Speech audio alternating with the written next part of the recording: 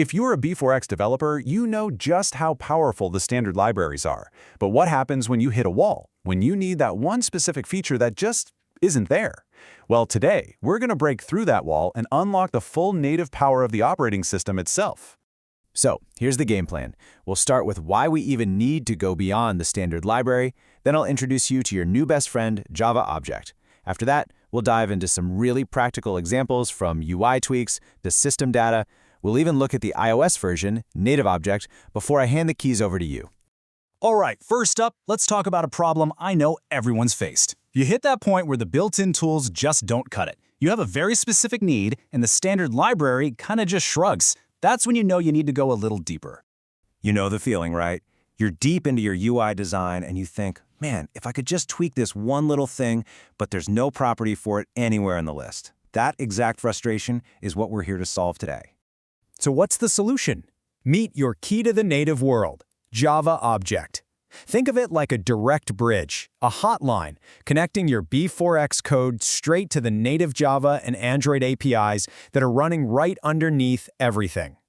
Yep, for anyone working in B4A for Android or even B4J for desktop, this library is your golden ticket. It lets you step outside the normal B4X environment and talk directly with the native platform. Now, to be super clear, JavaObject isn't about replacing B4X. Not at all. It's about supercharging it.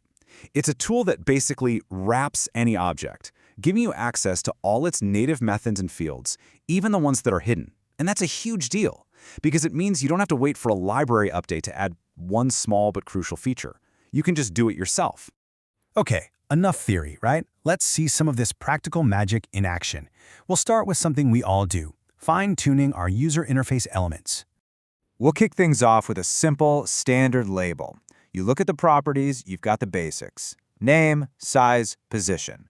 But what about the really detailed styling options? Yeah, they're often missing. For example, what if you want to add some internal padding? You know, a little breathing room between the text and the label's border. There's no padding property available by default. So, how do you do it? With JavaObject, it's actually really simple. First, as you can see, we wrap our label in a JavaObject. Then, we just use run method to call the native Android setPadding method, passing in an array with the values we want for left, top, right, and bottom. You can even read the padding back out with methods like getPaddingLeft. And check this out. This shows you exactly what's happening under the hood. This isn't some weird B4X workaround. We are reaching directly into the Android framework and calling the official methods documented by Google. You are programming at the native level now. How cool is that? Okay, let's try another cool UI trick that isn't available by default, creating that classic scrolling marquee text for a label that's just a little too long to fit. Look at this. Just a few native calls can create this awesome effect. It's a three-step process. First, we force the text into a single line. Second, we set its ellipsize mode, which is just a fancy word for how to shorten text, to marquee. And finally, the magic trigger. We set its selected state to true, and it just starts scrolling. 3 lines of code, and you've got a feature that wasn't even on the menu a minute ago. But JavaObject isn't just for making things look pretty. It's also your key to something even more powerful, accessing data directly from the operating system itself.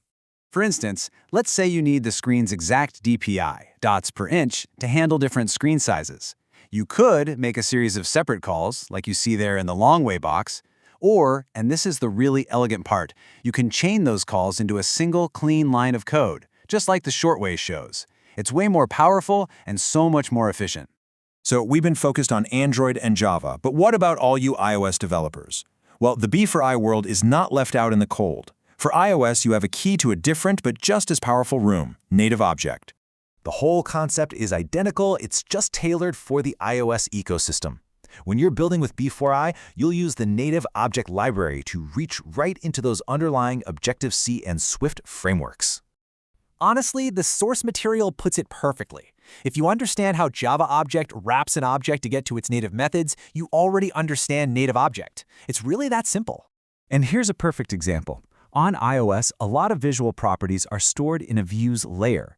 With NativeObject, getting to them is a piece of cake. As you see here, we just wrap a panel, get its layer, and then we can pull out native properties like border width and corner radius. Same power, just a different platform. And that brings us to the final and most important part. We've shown you the door, and we've handed you the key. Now, it's your turn to start experimenting. The main takeaway here is this. With JavaObject and NativeObject, you are no longer limited by what the standard B4X libraries decide to expose. You have a direct and surprisingly simple way to call pretty much any API on the native platform, whether it's Android, iOS, or desktop Java. So the next time you find yourself thinking, I wish B4X could do this, remember, it probably can. You just need the right key. Go look up the official native documentation, find the method you need, and call it. The only question left is, what are you gonna build?